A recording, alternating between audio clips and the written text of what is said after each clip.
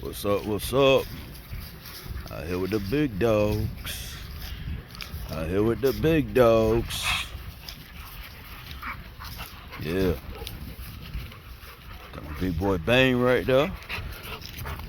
We got Killer Stallone. Nah, he good boy. He good boy. He no killer. He no kill. He will kill. He can kill, but he good boy. And then we got. Get out! Don't jump on me now. You'll catch a right hook. We got Nelly. Where Nelly at? Nelly. Down. Nelly. I don't know where Nelly went. I see him feel like being on camera. But I'm just spending a little time with him, hydrating him. This boy here, I gotta get him one of those collars made by Marcus E. Curtis. By him being American Molasses, Marcus E. Curtis has actually created his own collars by his being a breed that he created that look astonishing for these dogs. Now, last time I checked, the collars was like $60, which I wasn't too thrilled about paying. I think it was a little bit more than $60. Too much for that high for a dog collar, knowing how a lot of my dogs are. You know, they'll tear up collars, all types of shit. But at the same time, it'll probably be the only damn thing that'll fit his big ass neck. You know. And he does deserve it because he is a great, well-behaved dog. This boy here is good, but he loves me so much he keeps jumping up on me, and he is gonna catch another right hook if he keep doing it. Go away. Say stop. I don't know what his problem is.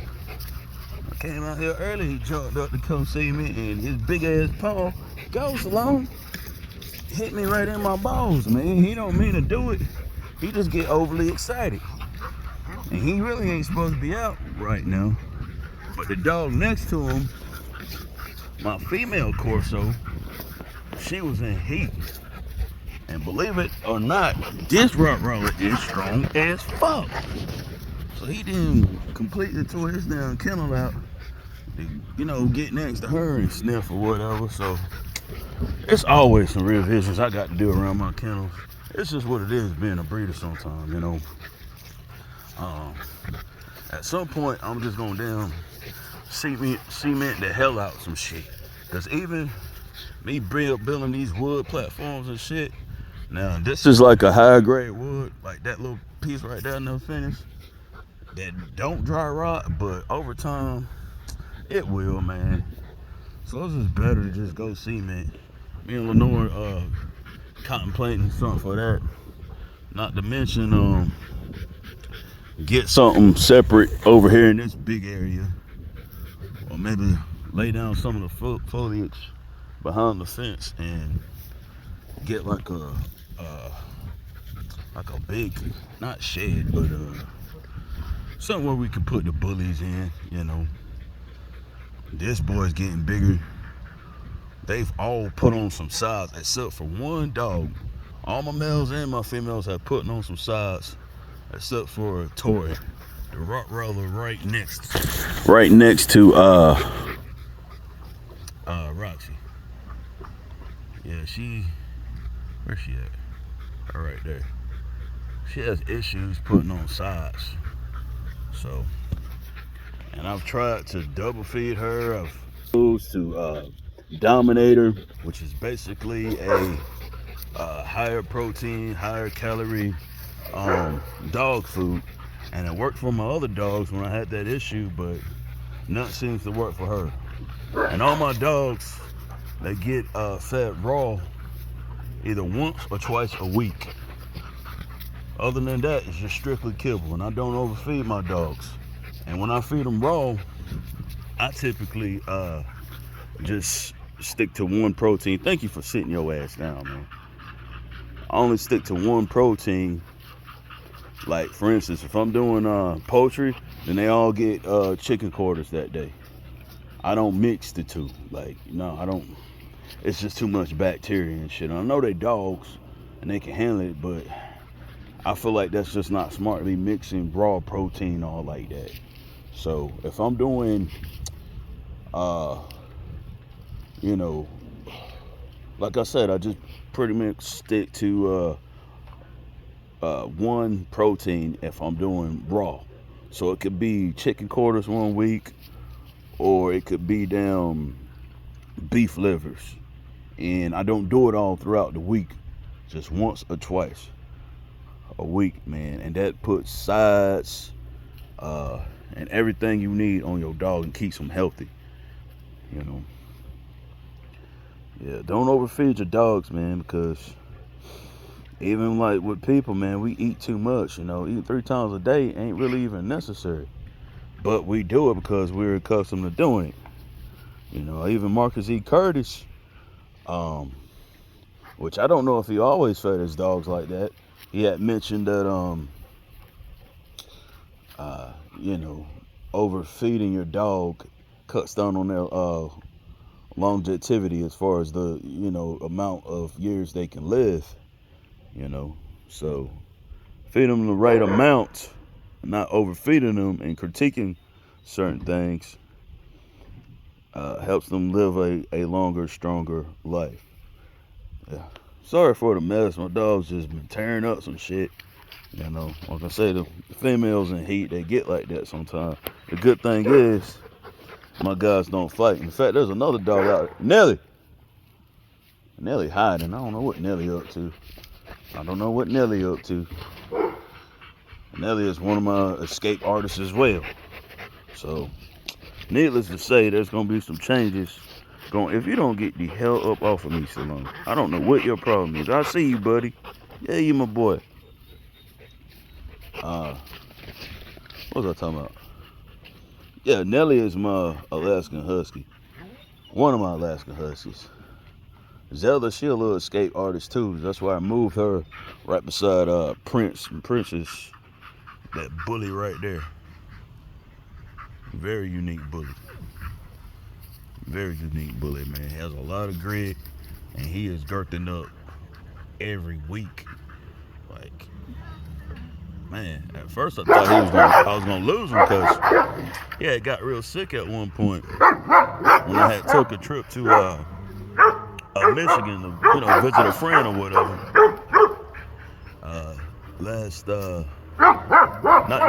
Not the very last October before last, my birthday, I went down with a friend in Michigan and came back. He was real sick, but he done beefed all the way to hell up. And yeah, he a good little knucklehead ass dog. There's Roxy there. That's one of my Rottweiler females. And she got good girth. She ain't got good height. The other chick, Tori right there, she got great height, but she don't keep no girth. Stallone, that's my male right there. And I got his son. I bred his son to Roxy. His son is starting to look just like him. The same muscle definition. I think his snout may be a little bit more narrow, but I am gonna get another Rottweiler with more defined German features. Because looking at the paperwork, Roxy is said to be, you know, German Rottweiler, not American.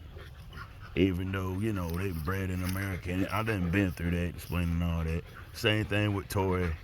I got his paperwork, but I ain't reviewed it very much. You know, he got the dark markings and stuff like a German. He just not as girthy, but he ain't small either. Like, oh, this damn dog powerful as hell, man. He powerful as hell. In fact, I had at one point my big ass Corso Blue was fighting another dog. It was Sting, my black Corso, and I could not break them apart. Well, this mug right here bust out his kennel. He saw me having trouble, believe it or not, dragged Blue off of damn Sting and went on back up in his kennel. I was like, damn, bro, I must have named you Salone for a reason, because that was some superhero ass shit. For real. So, you know, I awarded him with this chain right here. I may just switch it, get him a gold one, and let his son have this one. But this is his chain right now. He got a little cutlass little chain. I gotta get something special for my big head right here. You know, I had Tori a nice little spike collar. I don't know what her little wild ass did with it. Of course, Roxy got the spike collar.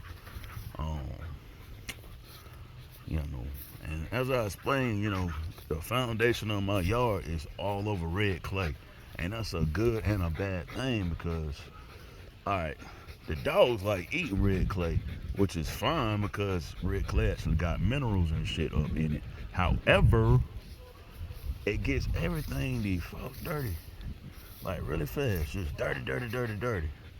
You know, yeah, that's my neighbor's chickens right there.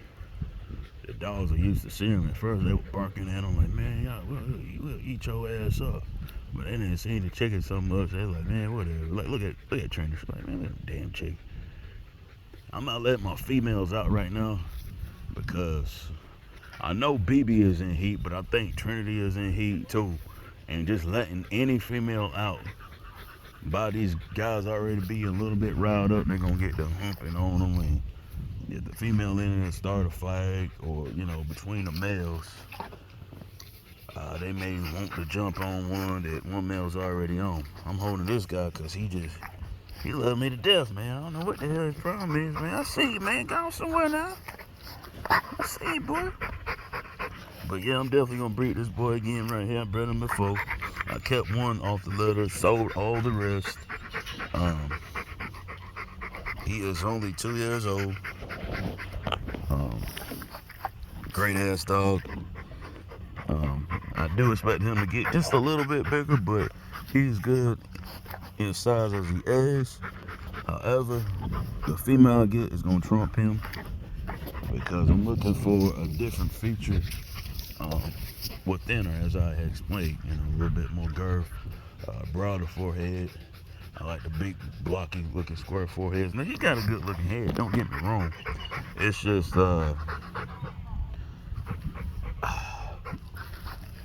I almost want to have something even more exaggerated, so that way by the time the offspring come, you know, you can see it within the offspring. Oh shit, look like Bishop done threw up something. Yeah, alright, this Bishop right here, he just spit up a little something. I got to go in there and clean his damn shit up. Like, as you see, like that red clay gets all on everything, man. And I could pressure wash it down, it don't even damn matter, bro. Them damn dogs put it right back up there. So they alert now. Let's see, the neighbor's out. Look, he about to run right on back over. I got to guard my meat because he'll jump up. See? Stop! Get the hell down. He do it every time. I got to scorn him because if not, he'll keep doing it. But all is well, man. On top of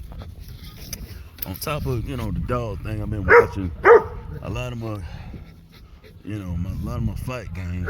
Boxing more so than UFC this year because, man, boxing has came back, bro. There's all types of good fighters out there, man. I just finished watching that Anthony Yarde versus David Benavidez fight, and Anthony Yarde, if you're not familiar with him, aka the Beast from the East, he's somebody that just came up in the ranks and was fighting, you know, just knocking out all the amateurs, and fought some big names too. Like, I can't really think of none of the big names because one he fought was a Russian guy. You know, them Russians go hard. And he caused some problems for the Russian, but he didn't win that fight. He just fought my boy David Benavidez, the Mexican monster, who was no joke. But looking at that fight, he didn't really fight the way he typically fights. You know what I mean? I saw him at the beginning of the round. He was doing good footwork and shit. I guess trying to conserve his energy and get the Mexican monster tired or whatever. But when you fight somebody like David Benavidez, man, you gotta throw some You gotta throw some power shots, man. You can't be dropping your hands like he did, bro. Cause Benavidez, he gonna follow up on every damn thing you dropping. You know, you drop your hands, you know, okay, well, fool, right hook to the head. Oh, you still gonna have your hand in there? Okay, well, then here's a combination. Oh, yeah, your shit bleeding? All right, well, I'm about to eat your ass up. And that's exactly what the hell happened. But, yeah, man, I'm just out here chilling with my big dog. Yeah, dog. We're gonna have a good day. Do a little bit of, I don't know if I'm gonna do too much cleaning today. I'll clean the kennels out, but until I get paid to really try to fix some things. I gotta fix this knucklehead right here kennel, but he done broke up. Then I gotta fix Nelly, who's hiding right. Nelly, come here, Nelly. Come here, boy. Nelly, Nelly boy. Where Nelly boy at? I don't know where Nelly hiding at. He's being funny. I already know he out, so I don't know why he hiding from me. Nelly. Salome, get down. Oh, there you go, right there. You over there sniffing at BB, because like I said, she ain't heat. So that's all he gonna do. He don't sit there and monitor her like he at the damn strip club or something. But, anyway, until next time, you guys, LG Big Dogs, I'm out, baby. Peace.